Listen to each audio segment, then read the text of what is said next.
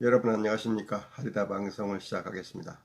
자기가 믿고 싶은 것만 믿는 사회에 진실이 존재할 수 있는가? 진실이 존재하지 않은 사회에 선과 정의가 존재할 수 있을까? 자기가 믿고 싶은 것만 믿는 사회의 가장 전형적인 것이 종교라는 것을 모두가 알 것입니다. 종교는 자기만이 진리라고 믿게 하는 것이 목적이니 거기에 진실이 있다고 믿는 것은 모순이 아닐 수 없습니다. 그래서 종교에 진실의 빛을 비춘다면 악하고 불의한 모습이 수없이 드러날 것입니다. 물론 종교 자체가 거짓이고 악이라는 말은 아닙니다. 종교를 믿는 집단에 진실과 선과 정의가 살아있기가 어렵다는 것을 말하는 것입니다. 예를 들면 목사나 신부, 숙녀의 비리가 생기면 그 교회, 사찰은 그것을 부정하고 덮으려 할 것입니다. 아무도 목사나 신부, 승려의 비리가 진실인지 아닌지 밝히는 일에 나서지 않습니다. 일부 종교인들이 이를 바로잡기 위해서 노력하지만 신심이 두터운 신자들은 이런 노력을 못마땅하게 여깁니다. 이런 분란이 자기들의 믿음 생활을 방해한다고 생각하기 때문이죠.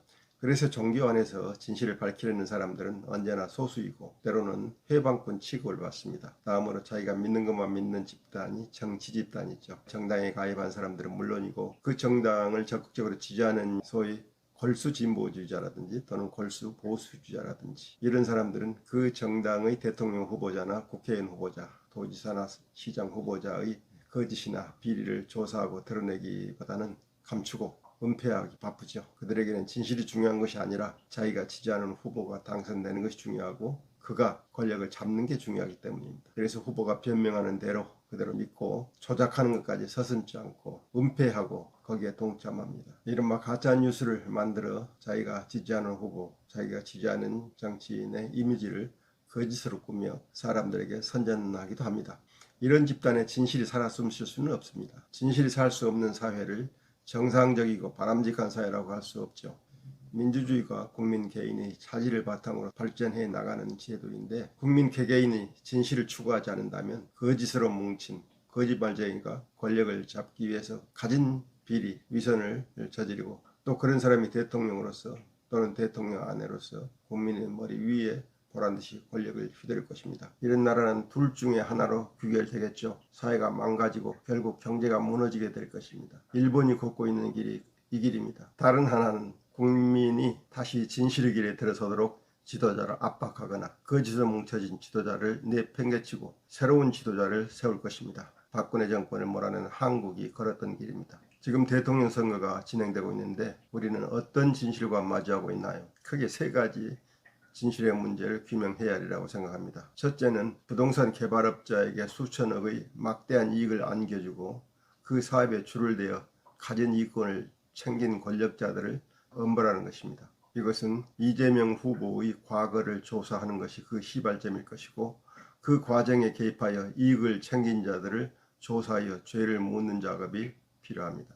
지금 검찰과 경찰의 조사와 수사가 진행되고 법원의 재판이 일부 진행되고 있지만 가장 기본적인 수사 단계에서 경찰과 검찰이 적극적으로 진실을 밝히기 위한 노력을 하고 있는지 의문입니다. 선거에 영향을 미치지 않기 위해서 조사를 강력하게 하지 못하고 있는지 알 수 없지만 그렇다면 선거가 끝난 뒤에라도 아주 철저히 수사를 해서 진실을 밝혀야 할 것입니다. 둘째는 국민의힘당에게 여당의 비리를 고발해달라고 요청한 의혹, 처가 사건을 무마한 의혹, 세무서장 수사를 가로막은 의혹 등 윤석열 후보와 관련된 각종 의혹 등 세상에 알려진 의혹의 진실을 밝혀야 할 것입니다. 이런 의혹을 덮고 대통령에 당선되더라도 이 의혹을 제대로 조사할 시기가 오게 될 것입니다. 그래서 이 의혹이 사실로 드러나면 탄핵 등의 정치적 경랑이 다시 우리 사회를 뒤덮을 수 있습니다. 이명박 대통령에게 씌워진 다스는 누구 것입니까? 라는 의혹은 그가 대통령에서 물러난 지 5년 뒤에 사실로 밝혀져 구속된 사례가 있습니다. 우리는 이런 역사를 만들어 온 민족임을 잊지 말아야 합니다. 마지막으로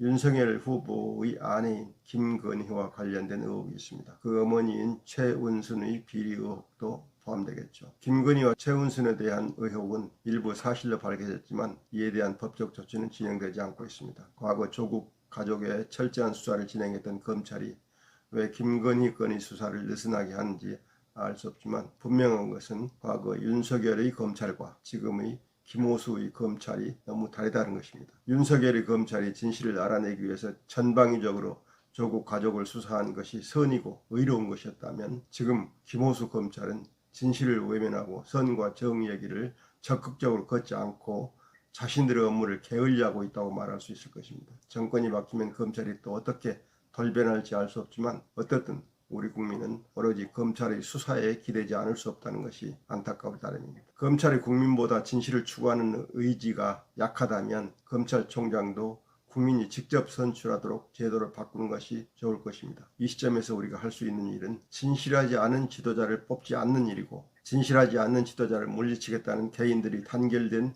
의지일 것입니다. 개인들이 진실한 지도자들을 요구한다면 정치도 종교도 지금과는 사뭇 다른 방향으로 바뀔 것입니다. 우리가 행복하고 평화롭게 살 수 있는 길을 여는데 정치와 종교가 한 길로 노력하게 될 것입니다. 오늘 말씀 여기서 마치겠습니다. 다음 주에 뵙겠습니다. 끝까지 들어주신 여러분께 감사드립니다. 안녕히 계십시오.